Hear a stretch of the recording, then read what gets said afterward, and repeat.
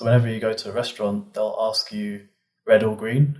And for the locals, I guess they know that that means red or green chili. But for someone like me, when I first came here, they asked me red or green, and I had no idea what they were talking about. Apparently, if you want to get both red and green chili on your meal, then you say, I want Christmas.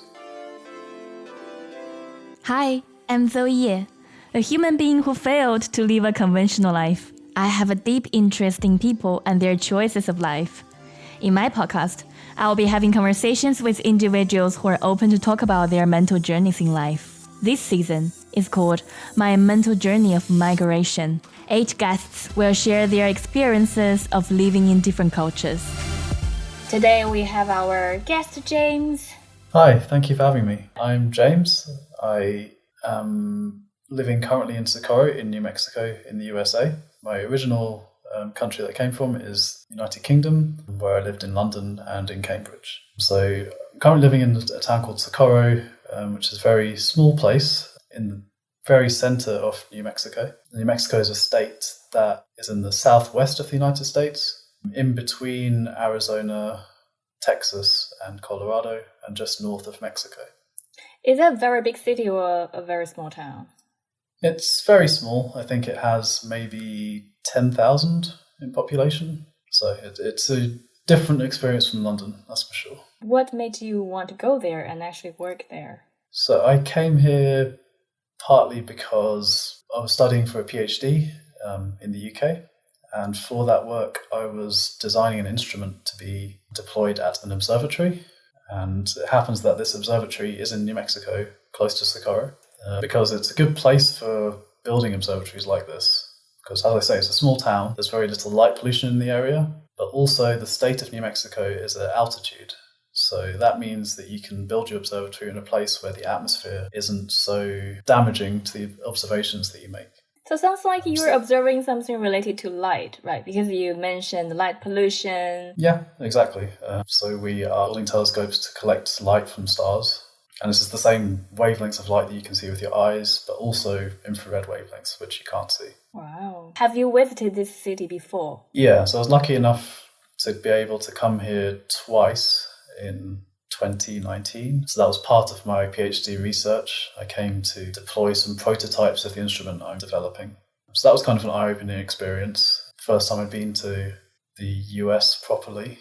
First time being in sort of a desert environment. And the first time being at altitude. When you said you visited US properly this time, when was the last time you visited US improperly? And where did you visit? Improperly, I went to Disneyland with my parents. That's in Florida. So that was in 2001, I think. That's a long time ago when you were still very, very young. Yeah, so I don't have too many memories of that. And obviously I wasn't immersed in the culture in the same way as I am now. I'm sure you can just find another job in London or around Cambridge. Why did you choose Socorro? Why couldn't you do this just in the UK? Good question. I guess when you're trying to work at an observatory, it's important to be present there so that you can do all the practical work. What I found when I came for visits, which were maybe 2 or 3 weeks at a time, is that you never get as much achieved as you need to within the time available. So there's always problems that you encounter, and coming for just short periods of time isn't as successful as coming for a longer period of time, just because you'll run into so many problems that you didn't anticipate before you came for the trip. So it sounds like you came to Socorro because you really want to make this instrument work. And how is the progress of your instrument? Progress is always too slow for my liking, but I think we're getting there now. So the important thing is that we have funding to do it. In research, it's always difficult to have secure funding to let you do the big science projects that you want to do. So that's the first hurdle. But now that we have the funding, I think I'm making good progress in designing and implementing things. In my office at work, I've got lots of cardboard boxes that are now full of parts that I've bought that will go into the instrument. So soon I'll be able to assemble it, and it'll be a real thing sitting on the desk, having toiled over this for 6 or 7 years. That sounds cool. You come to observatory and really need to work with the materials by hand. So that's why you couldn't do it in Cambridge. Correct. I mean, I could have done it in part in Cambridge. So during my PhD, I designed and tested things in the labs in Cambridge.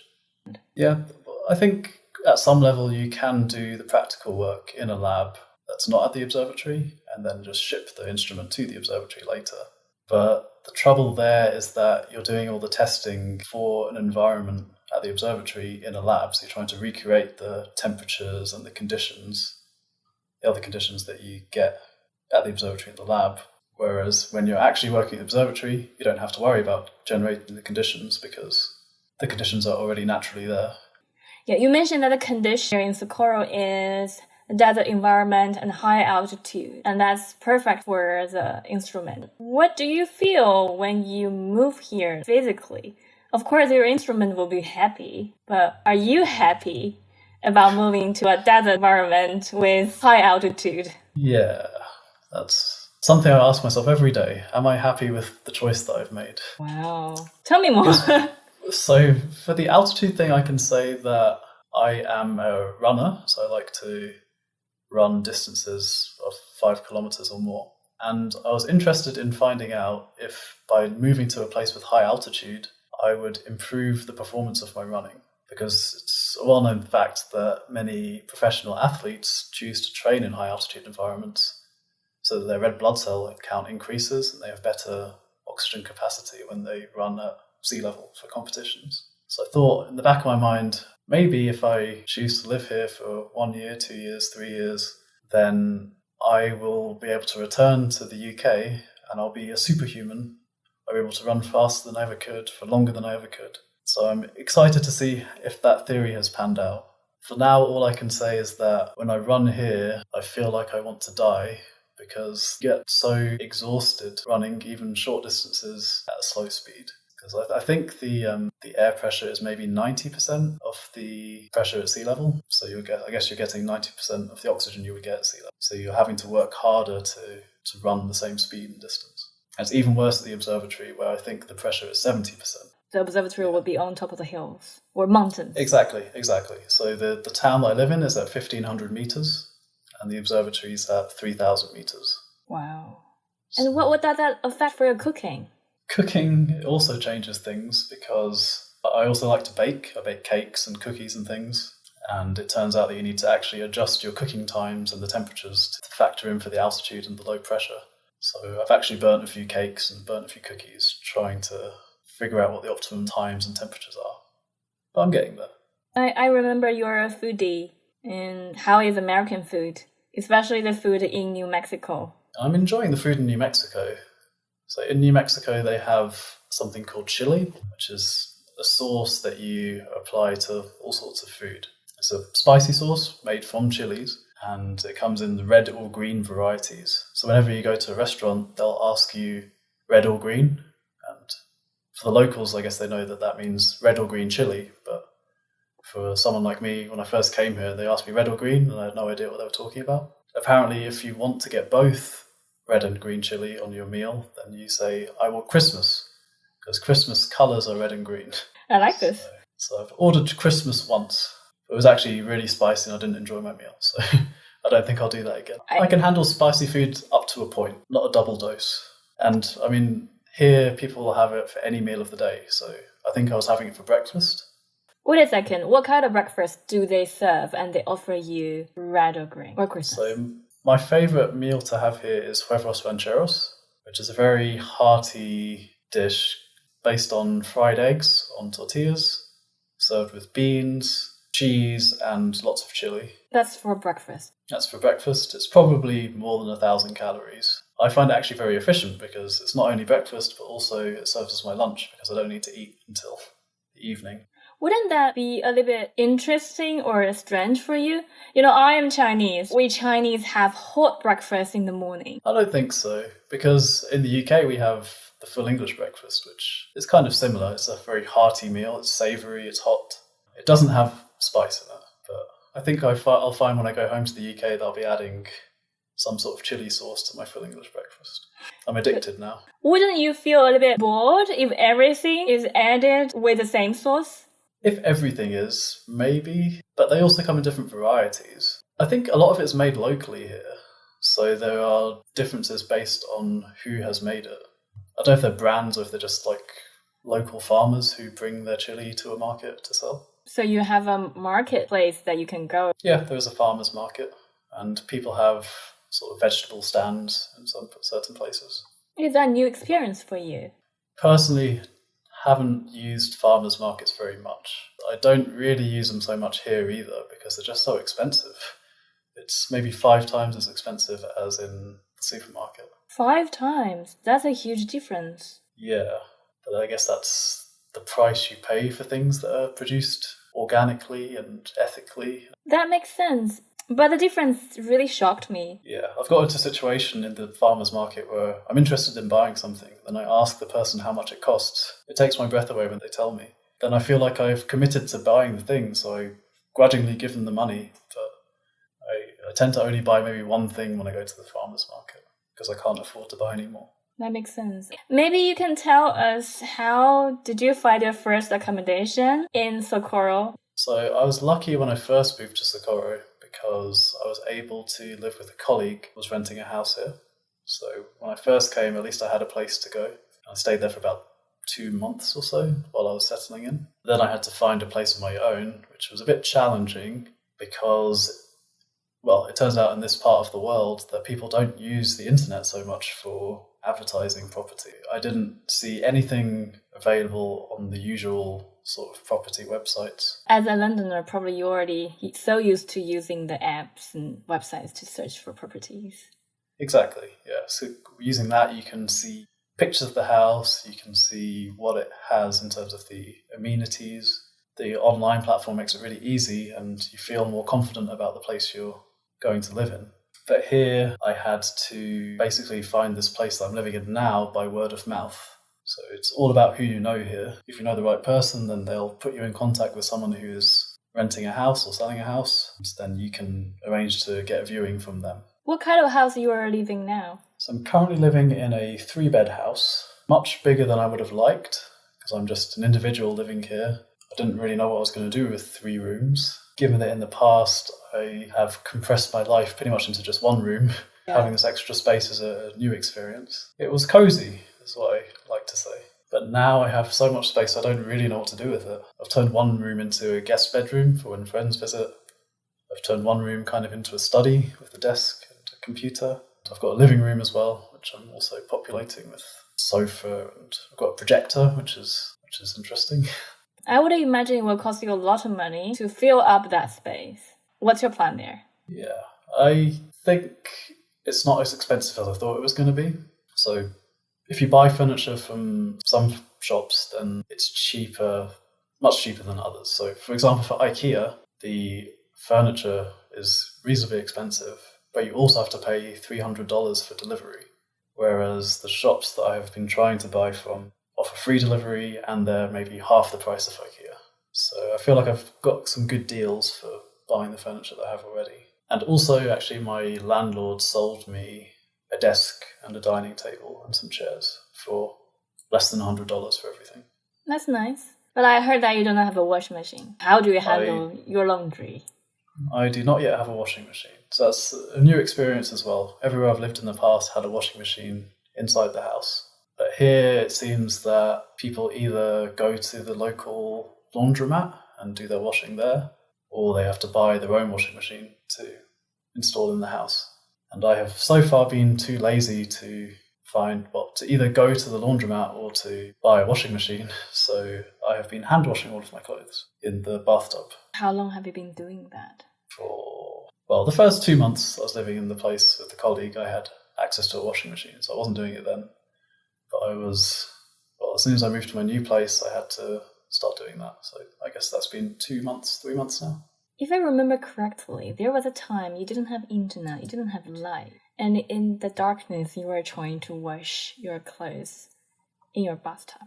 That image just stick with me for as long as I can remember.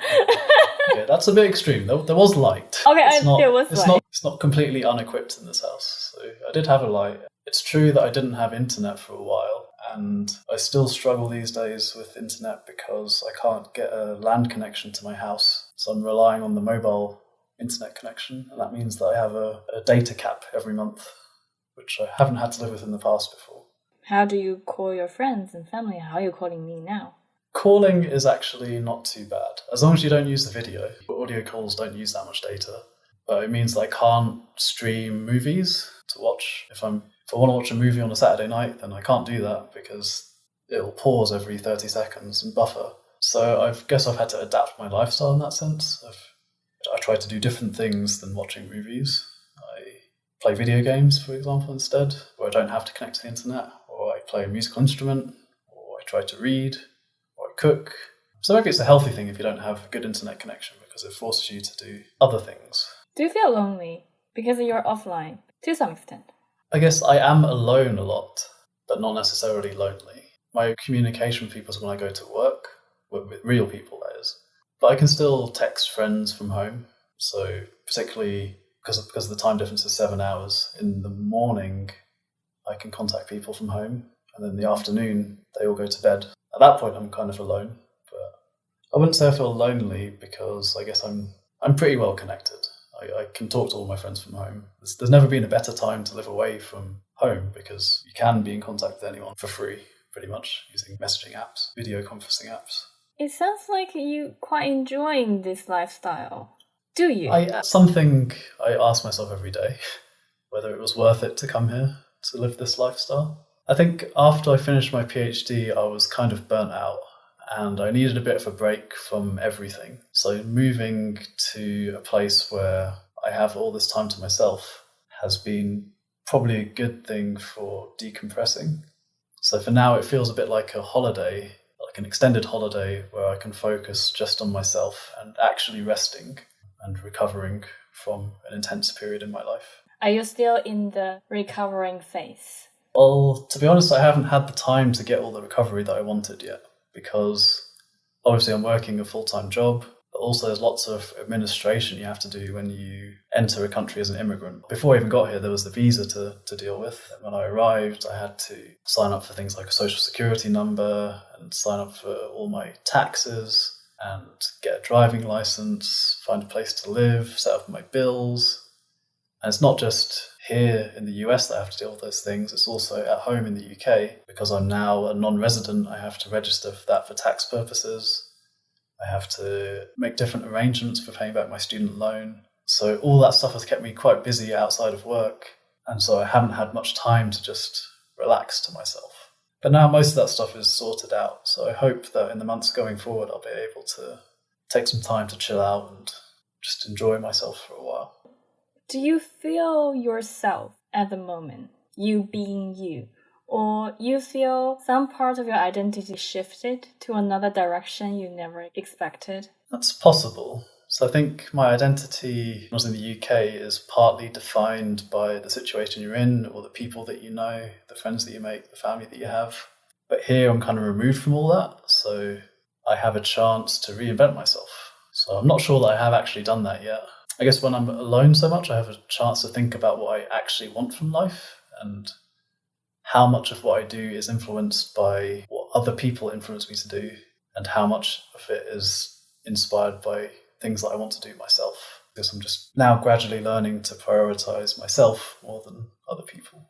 At the moment, you only have you in your 3-bedroom house. Yes, all alone in my 3-bedroom house. I think it's a positive thing to have this space to myself at the moment. Do you feel a little bit scared? I would be. Maybe because I watch too many ghost movies, terror movies. If I would be living in such a gigantic house, I would say like, why there are so many noises? Is this house haunted or something? Sometimes I do. So, for example, last week or a few weeks ago, it was the 4th of July, which is American Independence Day. And people light lots of fireworks. They make big explosions. They'll do this not just on the 4th of July, but also the days leading up to it, because they'll have fireworks at home and they get too excited and they want to set them off. But they don't sound like the fireworks that you hear in the UK. They sound much more intense. So when they were lighting them, I thought someone was breaking down my front door. So that really got my heart racing when I heard the first firework, because it really did sound like someone was breaking it. Yeah, were you concerned about the security or safety around your neighborhood? It seems to be safe, actually. It's the kind of place where people leave their bicycles outside unlocked because no one's going to steal them. Because no one wants to cycle there? People do cycle, though. I think most people use their bike for recreation. But for me, I don't have a car yet, because that's one thing I couldn't get until I was given my driving license. So I've been using a bicycle to get around, or even just walking. But that imposes some limitations on myself, because in this place in the summer it gets very hot. So if I wanted to walk to the supermarket, for example, I can only do that first thing in the morning, because if I go after 8 a.m. or 9 a.m., then it's just too hot to be carrying bags full of groceries back. But also it means not having a car, that I can't travel outside of the city. So my experiences are kind of limited to going to work, going to the grocery store, and occasionally going to local bars or restaurants. But it would be good to have a car one day so I can visit all of the national parks and cities around here for a bit more of an experience of the US. Do you find many vegetarian places in the little town you stay in? There are very few vegetarian options when you go to restaurants in this place. So I've ended up having to start eating meat again a bit more regularly, just because if I go out with friends or colleagues, then there is no other option than to eat meat, which is kind of annoying because I don't really want to eat meat, but also I have to eat something when I go out for a dinner with people. Yeah, that's annoying. What about other cultural difference you feel? We would think a Britisher wouldn't feel such a big difference. That's true in some sense, I guess mostly because the languages are so similar. There's still a difference between American English and British English. So I find myself translating words and sentences that I use, like back garden or backyard. I mean, the one that frustrates me the most is chips and fries, because in the UK we would have chips, which are fried potatoes, which are French fries, I guess. But if you order chips at a restaurant in the US, they'll bring you a bag of what I would call crisps. So sometimes I've been disappointed because I ordered chips and got crisps. That's not what I wanted. Would people appreciate your British accent? I think it stops people from understanding me right away because they're expecting an American accent. So often I'll have to repeat myself because people won't have understood what I said the first time. That's interesting. Would it happen the other way around? So American trying to talk to you and you're like, what? Can you understand them 100%? I think American English is easier to understand globally just because there's so much television that comes out of America. So many people are familiar with the American accent because they've seen it on TV all their lives. There's another question popping into my mind is because you have a lot of international friends. And when you were local and you saw them struggling with adapting to UK culture or their studies, and now you're in their shoes, is there anything that you realized after your experience of moving to US? This is not proper English, but you get what I mean. I get what you mean. It's true. I met a lot of people who came from all over the world to study in the UK. I always admired them for doing that, particularly because many of them came to a place where the language that was spoken wasn't their native language. So for me, I guess I have a bit of an easier experience because at least my native language is the language that's spoken here. But I do see the challenges of inserting yourself into a new culture and just setting up a new life for yourself. It's quite hard to start from nothing. I feel like I'm a more confident and more resourceful person now. I feel a bit more like an adult, to be honest. I feel like I'm more responsible. PhD didn't feel like much responsibility, though. I mean, now I'm having to deal with all these tax issues and signing contracts and getting driving licenses and that sort of thing. It all feels very official, and it's something I haven't had to do for a long time. So what would you say to someone who has never moved to another country? Any suggestion? So don't do it. Don't do it? Well, in some sense, yeah, but other sense, there are positives and negatives, let's say. So the positives are that it's a chance to develop a new identity for yourself if you feel like you need that. It's a chance to maybe experience a culture that you're interested in. But on the other hand, you're making a bit of a sacrifice by moving away from the place you have lived in. So for me, that sacrifice is because I have had a big network of friends and family in the UK, and I do feel that I'm missing out on those relationships now because time moves on and people get on with their lives. So for example, some of my friends have been getting married while I've been away, or they're going to have children while I'm away.